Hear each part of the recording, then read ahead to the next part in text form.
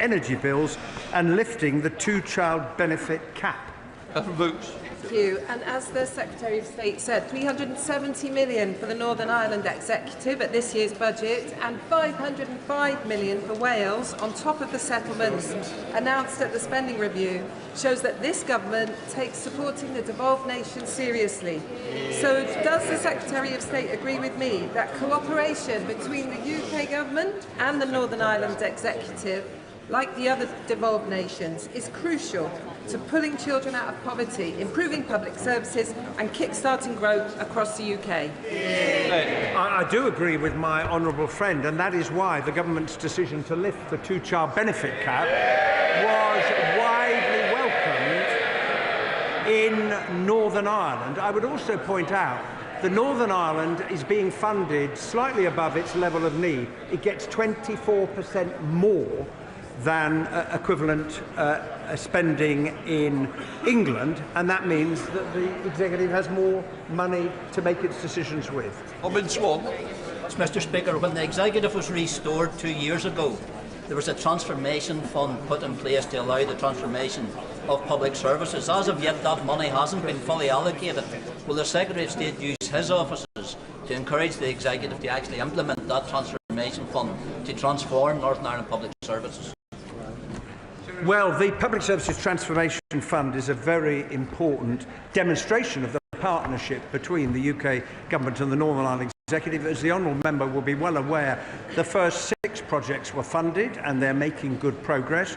The Transformation Board is currently considering bids that are coming in for the next phase of funding. We are, of course, as is the Executive, keen to see that money spent to support the process of transformation, which is hugely needed in the way in which public services are delivered in Northern Ireland. Sarah Purchin. Thank you, Mr. Speaker. Question number 12. Secretary of State. The whole House will agree that we owe our Operation Banner veterans an enormous debt of gratitude. That is why the government is introducing 6 protections for veterans involved in legal processes relating to their service. We are confident that this will change their experience, ensuring that the process is fair and balanced. Sarah Purchin. For the answer, does the Secretary of State agree with the Northern Ireland's Veteran Commissioner that this Troubles Bill treats our brave veterans more harshly than terrorists? I do not agree with that assessment. I've had many discussions with the Northern Ireland Veterans Commissioner, and I think if one looks at the facts, including the prosecutions that have taken place, there have been prosecutions of paramilitary terrorists than there have been of any soldiers at all. Indeed, one conviction of a soldier for a Troubles-related offence in the last 27.5 years. Before we come to Prime Minister's questions, may I extend a warm welcome to the President of the House of Representatives of the Netherlands and his delegation who are with us in the gallery today. Prime Minister's questions, Ruth Cadbury. Question number 1, Mr. Speaker. Prime Minister. Mr. Speaker, can I begin by saying I hope all colleagues had a happy Christmas. It probably feels quite a long time ago now, but not for reform, of course, because today is the day that they celebrate Christmas in Russia. Mr. Speaker, on Monday I visited Reading, where I met with people who will benefit from the first freeze in rail fares for 30 years. Mr. Speaker, that's on top of other measures we're taking to tackle the cost of living, £150 off energy bills, more free breakfast clubs and raising the minimum wage. And there's much more to come this year, Mr. Speaker, as we turn the corner. Mr. Speaker, yesterday I stood side by side with our European and American allies and President Zelensky at the Coalition of the Willing meeting in Paris. Mr. Speaker, we made real progress on security guarantees, which are vital for securing a just and lasting peace. Along with President Macron and President Zelensky, we agreed a declaration of intent on the deployment of forces in the event of a peace deal. Mr. Speaker, we will set out the details in a statement at the earliest opportunity. I will keep the House updated as the situation develops. And were troops to be deployed under the declaration signed, I would put that matter to the House for a vote. Mr. Speaker, this morning I had meetings with ministerial colleagues and others. In addition to my duties in the House, I had further such meetings later today. Thank you, Mr. Speaker. Leaseholders in my constituency and across the country are being fleeced by freeholders and managing agents. And they need relief from both, and we need to end the feudal leasehold system. So, could the Prime Minister confirm when the leasehold and common hold reform bill will be coming to Parliament? I thank you for raising this important issue. We are taking serious action to deliver homes the country needs and provide homeowners with greater rights, powers and protections. We will publish the draft bill as soon as possible, and I'll update the House. More protections, of course, are already coming this year because we passed the Renters' Rights Bill, stronger protection for 9 million renters, abolishing no-fault evictions. That's the change we're delivering. And who voted against it? Tories and Reform. Leader of the Opposition, Kemi Bernal. Thank you, Mr. Speaker. And, Mr. Speaker, may I welcome the Prime Minister's efforts to advance peace in Ukraine and his joint statement on Greenland. The last few days have seen significant international events. The US operation in Venezuela, threats towards Greenland, and an agreement to put British troops on the ground in Ukraine. So it is frankly astonishing that the Prime Minister is not making a full statement to Parliament today.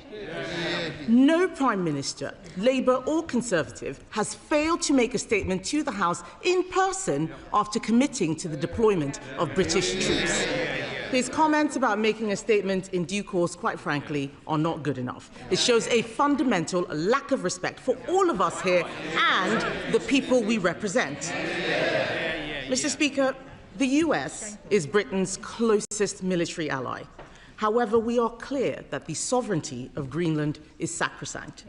So can the Prime Minister tell us what influence is he bringing to bear with the US administration to ensure that is respected?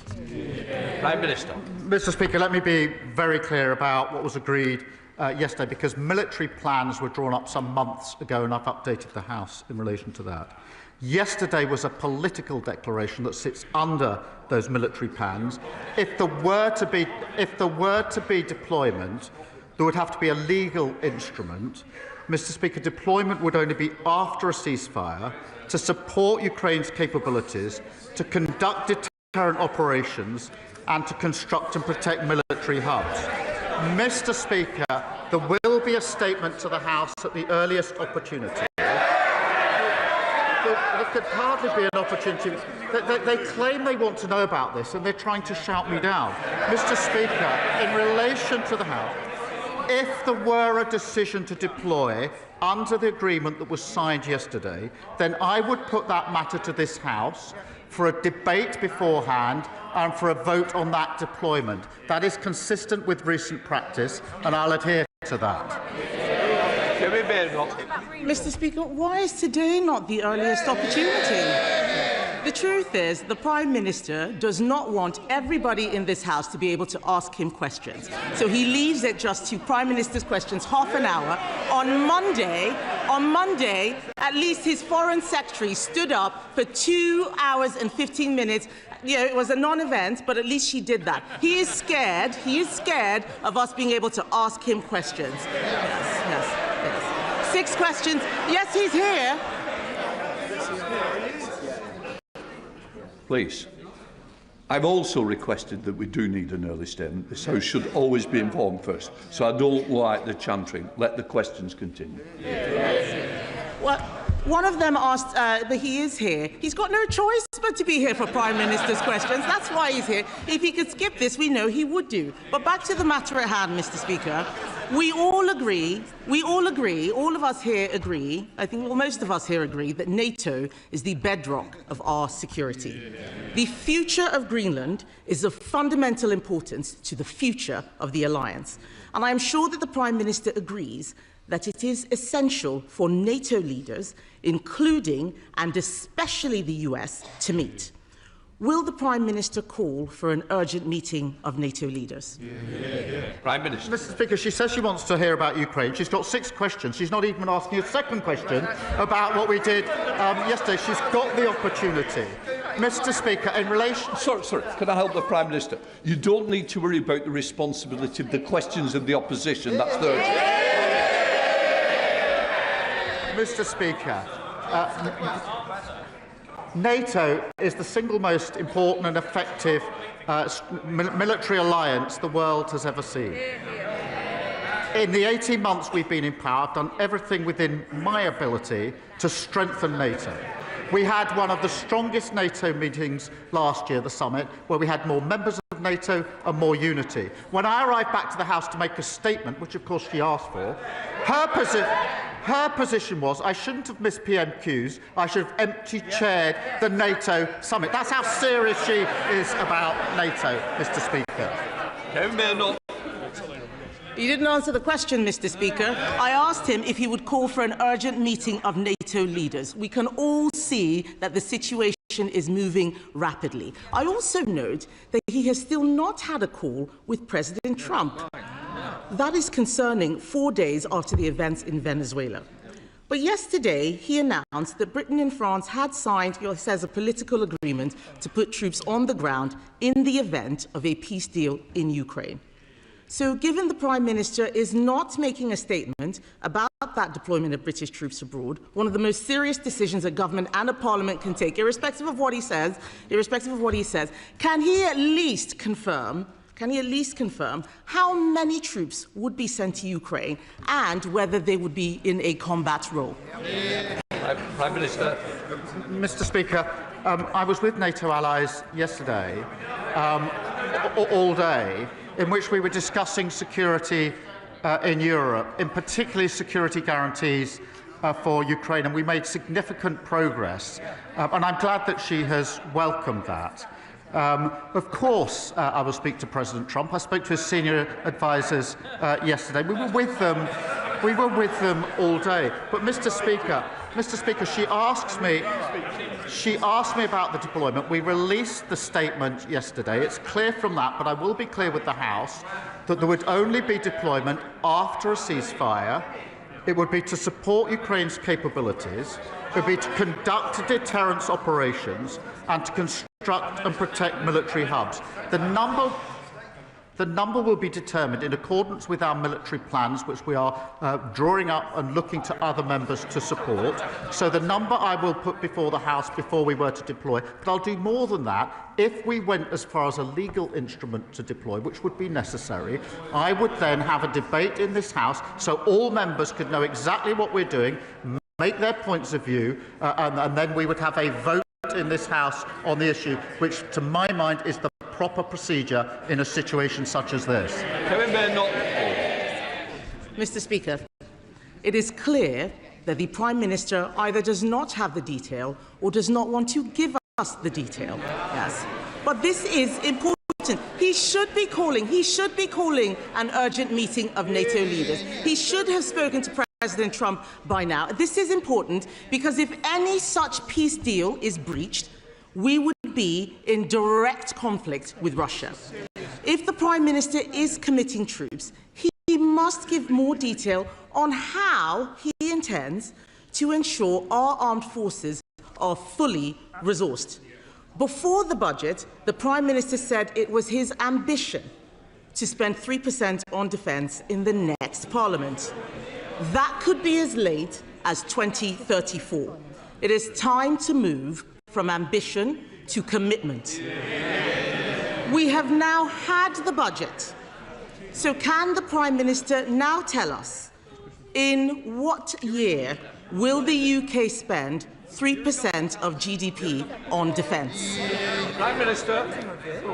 Mr. Speaker, just on this serious issue she puts to me in relation to security guarantees and the American role and our dialogue with the Americans, I can assure the House I spoke to President Trump twice over the Christmas period in relation to this specific issue, along with members of the E3, along with Europe European allies. That has been a constant course of our discussion. There's no question of acting on this without full discussion with the Americans, and their senior negotiators were there at President Trump's request yesterday and on his instructions, and they were talking to him during the course of yesterday as we negotiated. So to assure the House, because it is a serious position she's putting to me, on the question of security guarantees, there is nothing between the UK and the US, and we've been constantly discussing this over many, many weeks and months. We've made huge progress. I have personally spoken to President Trump about it on 2 occasions since we were last in this House. I do want to reassure her and the House in relation to that really important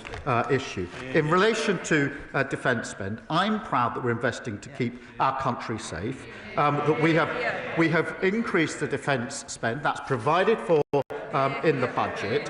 It's the biggest sustained increase in defence spending since the Cold War, and that means, Mr. Speaker, better kit, better housing for our forces and better defence as an engine for growth. Mr. Speaker, that does compare to their record. Ben Wallace, who was on the radio this morning, the longest-serving Conservative Defence Secretary, admitted that on their watch the armed services had been, in his words, hollowed out. And our defence...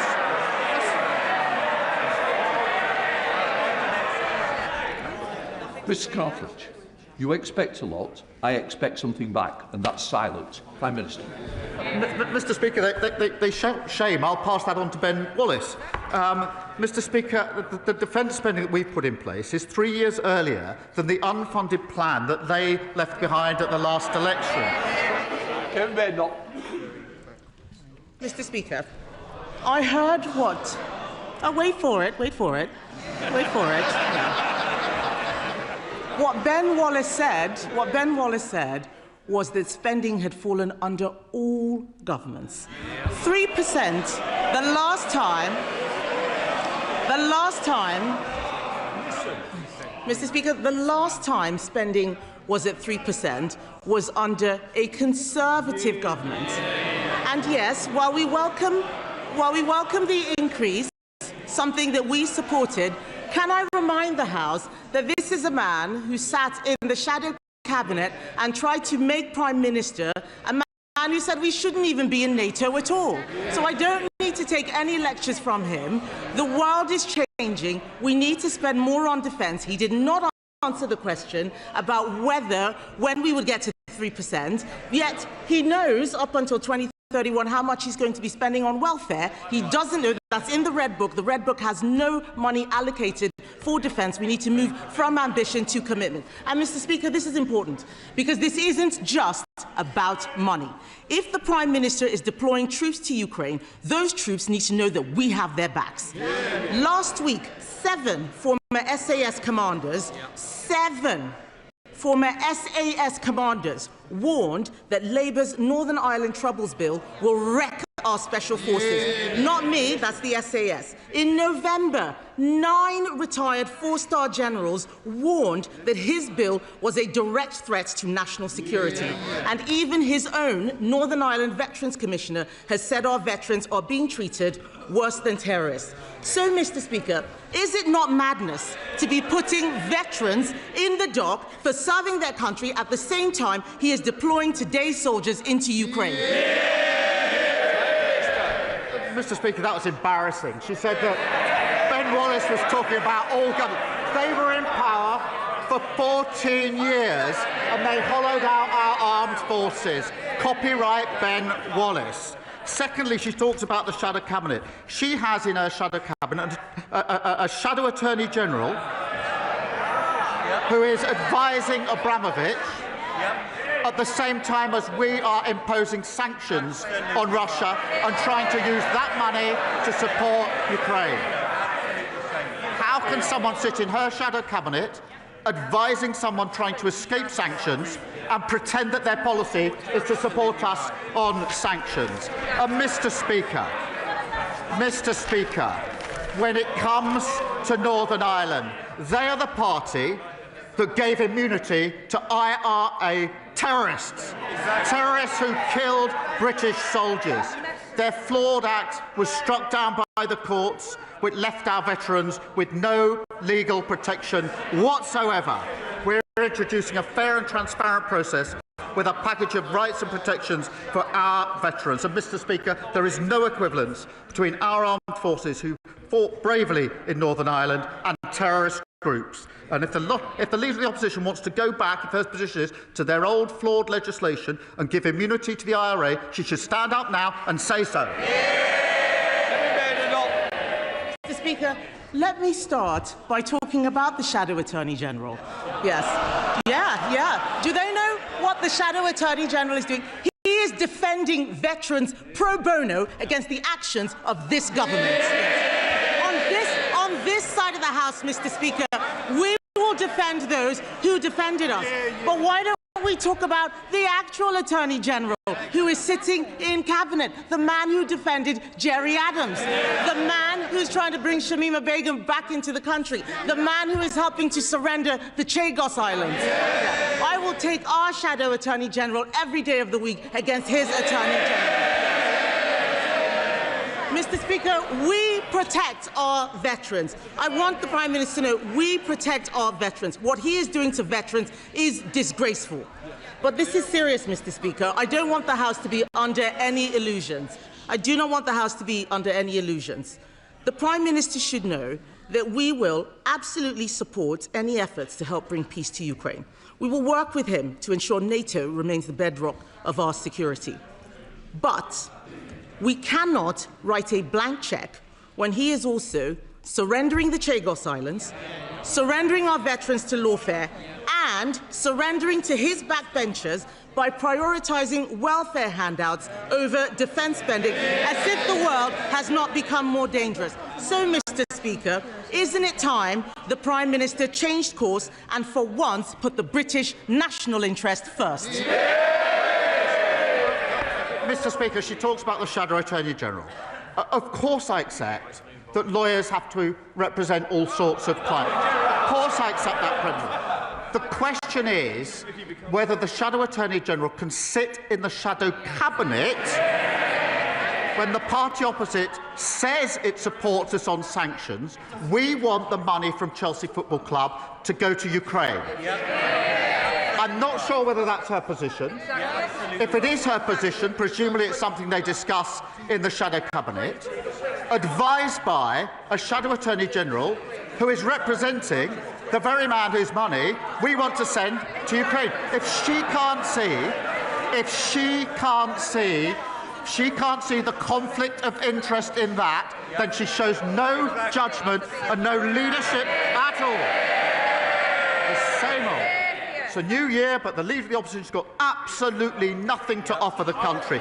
She is totally irrelevant. Nobody is listening to her. Mr. Speaker, this is the year when on this side we turn a corner, people benefit from the decisions we made, £150 off energy bills, freezing rail fares and lifting 500,000 children out of poverty. We're turning the corner and there's much more to come. Well, the Prime Minister can keep the good news going because he's rightly made house building and economic growth key priorities for his government. By giving the go-ahead today to the Chesterfield-Staveley regeneration route, he'll help us to deliver 1,500 houses and 5,700 jobs on land that was previously coal mining and brownfield industrial land. It's not just a road, it is a growth project. So will the Prime Minister keep the good news coming and tell us that he'll support the Chesterfield-Staveley regeneration route? Well, can I thank him for that question? I know that he's working hard on this scheme. As he knows, land investigation works are currently taking place to help establish the final costs. The Road Minister is looking closely at the scheme alongside about 40 others. We will prioritise schemes that deliver faster journeys and unlock new homes and jobs. Leader of the Liberal Democrats, Sir Ed Davey. Thank you, Mr. Speaker. Can I wish you a Happy New Year and everyone in this House? And can I welcome the progress made on security guarantees for Ukraine yesterday? Mr. Speaker, Geoffrey Robertson, KC, is a respected authority on international law. He's also the head of the Prime Minister's barrister chambers. And he couldn't be clearer. President Trump's actions in Venezuela are illegal. He says the United States, and I quote, is in breach of the United Nations Charter and has committed the crime of aggression, which the court at Nuremberg described as the supreme crime. Does the Prime Minister agree with his old mentor, or has he got it wrong? Well, there's plenty of things that Geoffrey and I have agreed on and disagree with over the years, but let me set out our position. It is our long-standing position that Maduro was not a legitimate president in Venezuela. And so nobody, I think, sheds any tears at his removal. And what we need, what we were saying before the weekend, and we say again, is there needs to be a peaceful transition to democracy in Venezuela.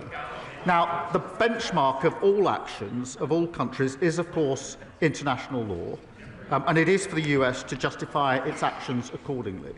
My focus is on the defence and security of the United Kingdom, and yesterday we were working with NATO allies, including the US, on security guarantees for Ukraine. And it's only with security guarantees that we'll have a just and lasting peace in Ukraine, which is vitally important for Ukraine, for Europe and for the United Kingdom. Sir Ed Davey.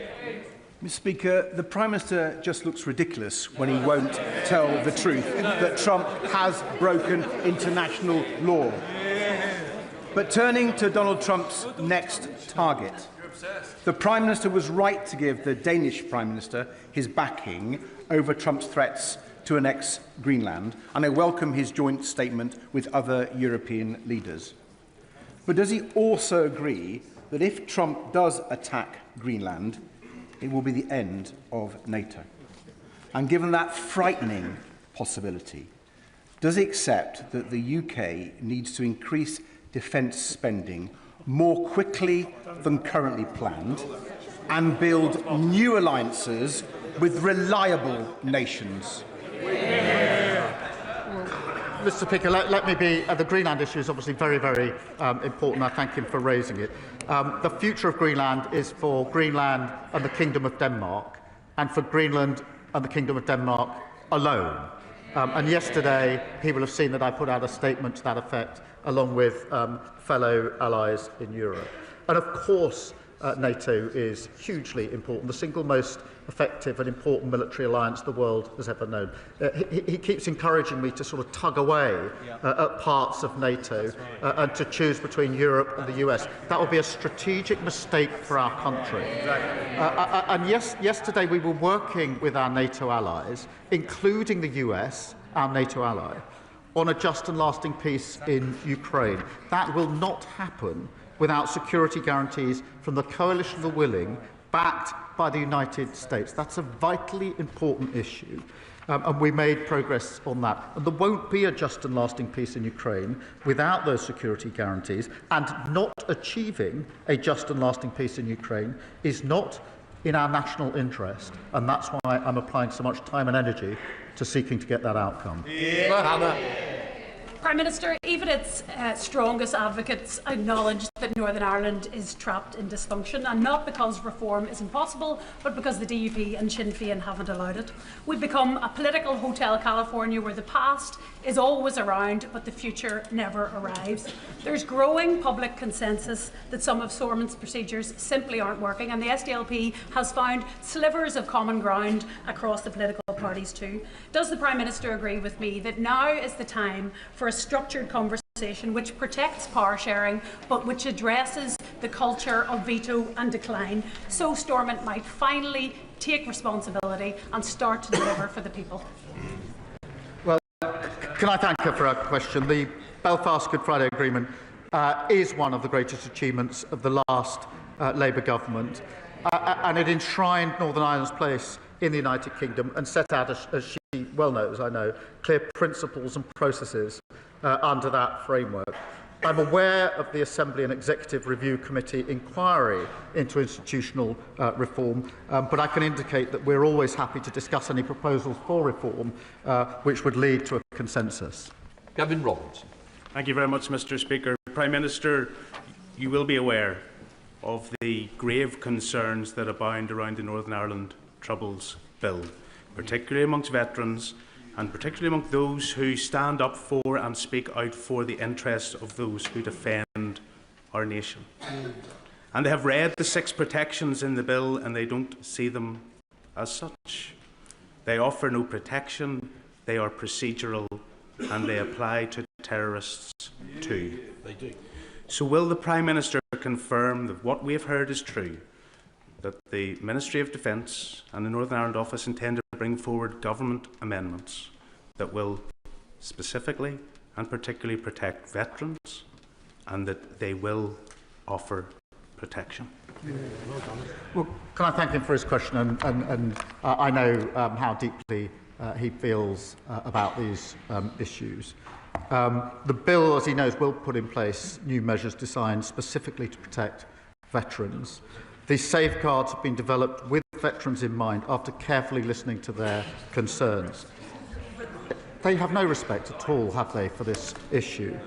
We've been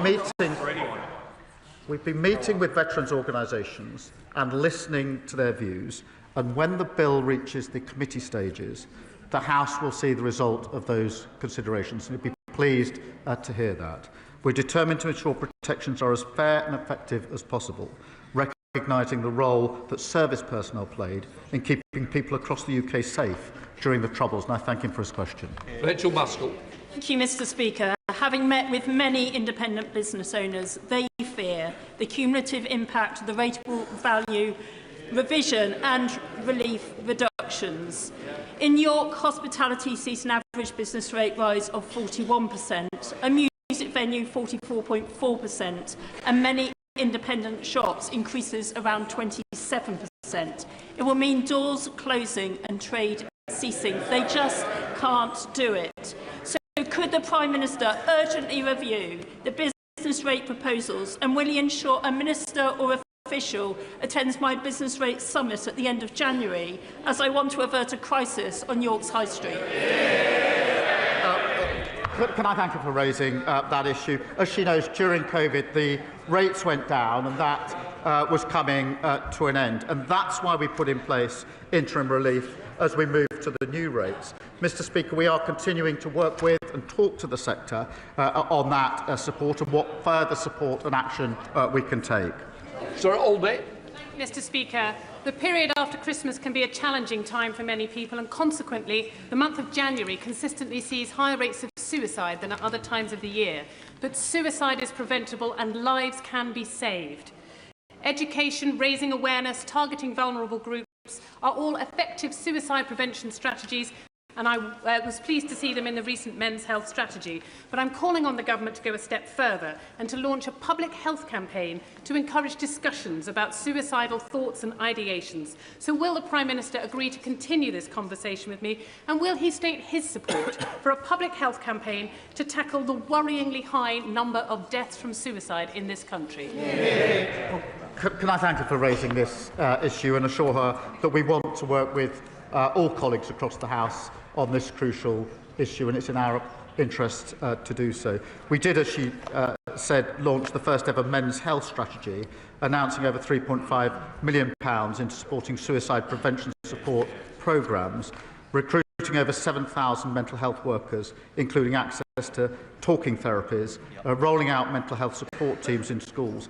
It is vital that we raise awareness and increase the support available, and I can assure her ministers would be happy to discuss her proposals with her, because I genuinely want to work across the House on this really serious and tragic issue. Masterson. Speaker, I was very pleased to hear that the government's latest announcement about the rollout of the chickenpox vaccine. This, of course, is in stark contrast to the vaccine conspiracy theories being peddled by Reform. Does my right honourable friend agree that it is only with a Labour government that healthcare in this country is safe, and that Reform must never ever be in a position to be responsible for the health of this country?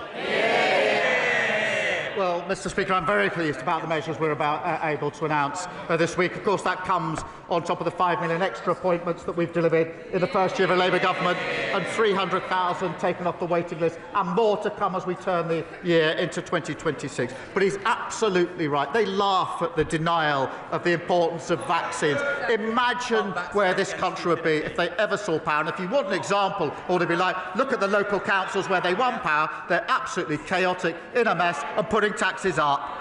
Peter Bedford. Thank you, Mr. Speaker. Unlike many of his parliamentary colleagues, I don't actually think the Prime Minister should resign. But with the start of a new year, it's time to reflect, reset, detox, if you will, on his government's appalling economic policies and tax rises, particularly business rates and the impact it's having on the hospitality sector. Now, will the Prime Minister commit to doing that today? Mr. Speaker, I'll reflect on the fact that inflation is falling, and the Bank of England says that it's going to be down to target. I'll reflect on the fact we've had 6 interest rate cuts in a row. Mortgages, those with mortgages would be hugely effective. I'll reflect on the fact the IMF say we're going to have the second highest growth in 2025, defying the forecast. And I'd remind them that under them we had inflation at 11%, the worst parliament on living standards on record, and the Leader of the Opposition thinks that Liz Truss was 100% right to crash the economy. They're literally the only people who think that anybody should be listening to them. Nobody is. Thank you, Mr. Speaker.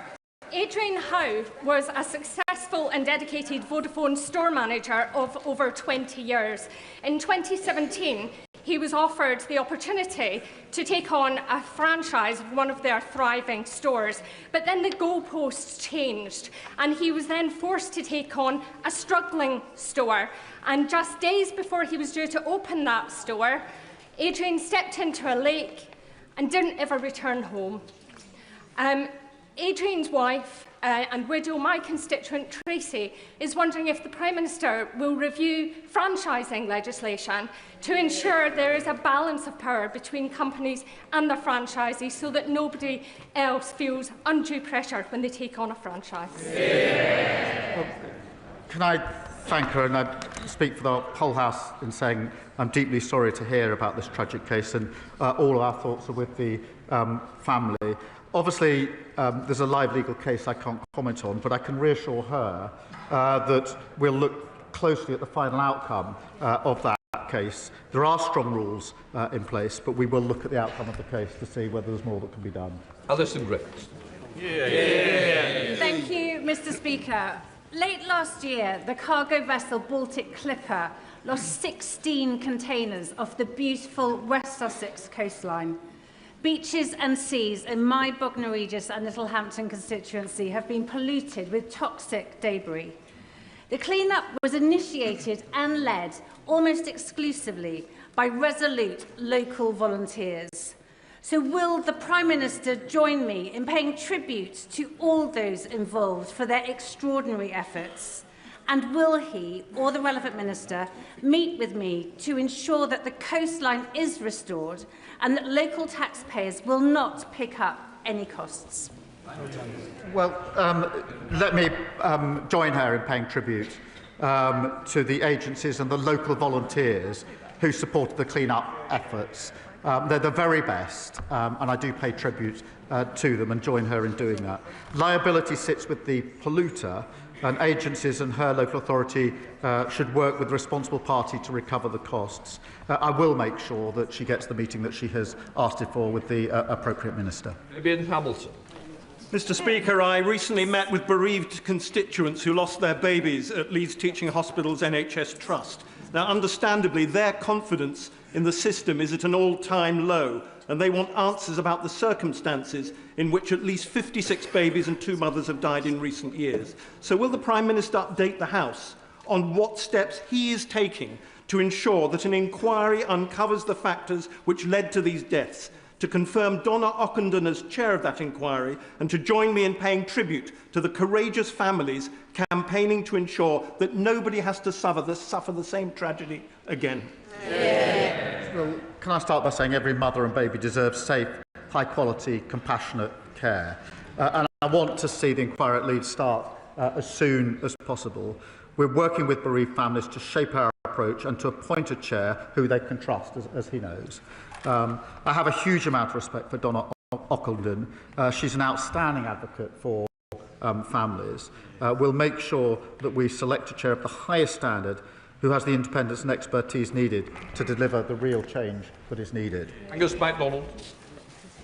Thank you.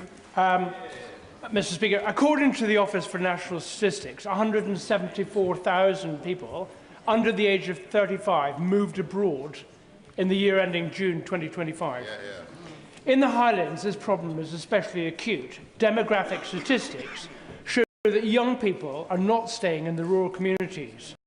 Pupil numbers are down by 40 to 50% of the schools over the last 20 years. Rural depopulation and youth emigration are two sides of the same story: lack of opportunity. We have a demographic crisis. What is the Prime Minister doing to ensure the UK offers strong apprenticeship and skills pathways for young people? And does he agree that the SNP's failure in Scotland, diverting away 170 million intended for apprenticeships and skills development, shows exactly what happens when opportunity is not delivered? Well, can I thank him and tell him, alongside the record settlement that we put in place for the Scottish Government, we're delivering huge investment in apprenticeships and offer a paid placement for every young person, which is vitally important.